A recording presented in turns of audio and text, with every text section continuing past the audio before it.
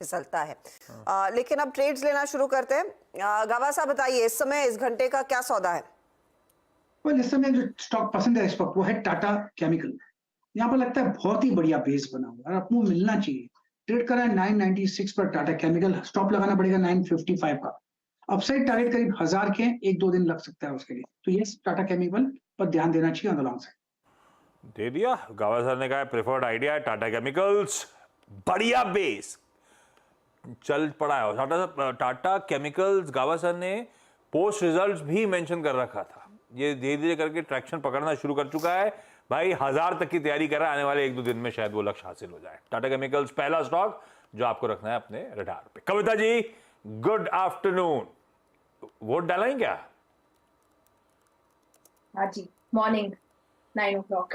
देखिए बिल्कुल डाला है। बिल्कुल 9 o'clock मतलब मेरा शो नहीं देखा 8 से 9 वाला? मोबाइल पे देख रही थी। झूठ बोल रहा आप। अरे देख रही थी पक्का। वीरू ने कौन सी शायरी बोली आज? हाँ, आज वीरू जी ने शायरी तो दी थी और on this all about cricket and all. देखा है शो देखा है। मैं वैसे ही बिल्कुल ठीक शो देखा है कविता जी ने। कविता जी आज का प्रेफर्ड पिक इस समय? आज मैं रिक्वेस्ट करने वाली थी वैसे वीरेंद्र जी से कि शायरी आनी चाहिए। मैं वीरेंद्र जी से रिक्वेस्ट करने वाली थी कि शायरी आनी चाहिए, बहुत दिन से आ नहीं रही है। वो सदमे में थे आपके काउंटर के बाद से सदमे में चले गए थे। वो सोच रहे थे कि क्या, और ऊपर से गावा सर ने फोन करके हंस दिए उनके ऊपर, तो और सदमे में चले गए।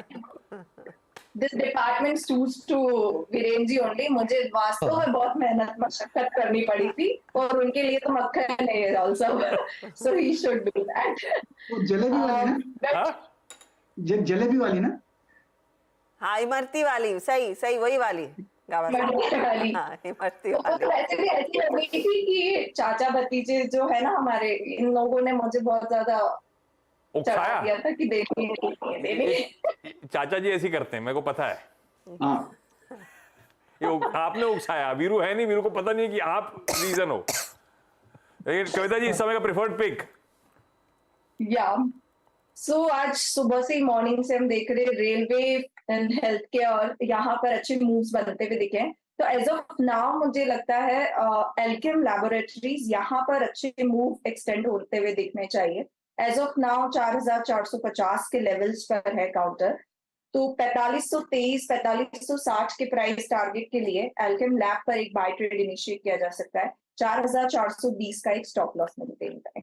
ओके, तो ये एल्केम लैब्स पर ट्रेड आता हुआ। मानस आप क्या दे रहे हैं? आशा जी देखिए, आईआरसीटीसी पे ध्यान देना चाहिए क्योंकि आईआरसीटीसी ने काफी समय के बाद इस तरह का मूव दिखाया है। कुछ दिन पहले 200 मूविंग एवरेज के नीचे फिसला था, फिर उसने रिगेन किया। एक रेजिस्टेंस था 690 का, उसको आज ब्रीच किया, वहां पर वॉल्यूम देखने को मिले हैं। तो आईआरसीटीसी में करंट लेवल्स पे खरीदारी करेंगे। 694 का स्टॉप लॉस लगाना है और 740 के टारगेट सेट करने हैं आईआरसीटीसी में। ये स्पॉट लेवल्स मैंने बताए हैं। ऑप्शन में अगर ट्रेड लेना हो तो 710 वाला कॉल ऑप्शन 16 रुपए के आसपास ट्रेड हो रहा है, वहां पर आप खरीदारी कर सकते हैं। 9 रुपए का स्टॉप लॉस लगाइए और 30 रुपए के टारगेट इस ऑप्शन में भी आप सेट कर सकते हैं। आईआरसीटीसी तेजी का कॉल है, चाहे तो 710 का कॉल ले सकते हैं इसी स्टॉक का। सतपति साहब रडार पे इस समय कौन सा स्टॉक, आपका टॉप पिक कौन सा? आशीष जी देखिए, मुझे लगता है कि यहाँ पे थोड़ी जो ट्रैक्शन आ रहा है वो है कैपिटल गुड्स में। आप देखिए लार्सन एंड टुब्रो, भेल, सीमेंस। तो मुझे एक चुनना है, then I would like to bet on भेल, क्योंकि भेल में अभी आर्ली चार्ट पे फ्रेश ब्रेकआउट मिला है, तो छोटा ट्रेड भी मिल रहा है अच्छे से। So at a level of 142.75 it's a buy in BHEL भेल। स्टॉप लॉस रहेगा 139 का और जो टारगेट मुझे दिखता है वो रहेगा 150 से 152। ओके, तो भेल में एक ट्रेड 150 से 152 बाय साइड का ये ट्रेड जो राजेश जी ने आइडेंटिफाई किया है। अच्छा राजेश अग्रवाल साहब, आपसे तो एचडीएफसी बैंक पर व्यू ले लिया था, लेकिन आपका टॉप ट्रेड आज का क्या है? मैं समझता हूँ अपोलो हॉस्पिटल के साथ जाना चाहिए। बहुत शानदार तरीके से नंबर्स प्रेजेंट कर रहे हैं। कैपेसिटी भी देखें तो 7765 ऑपरेटिंग बेड है 40 लोकेशन में, और अभी जो हॉस्पिटल ऑक्यूपेंसी है उनकी वो 65% के आसपास है, जो 70% करने की बात कर रहे हैं।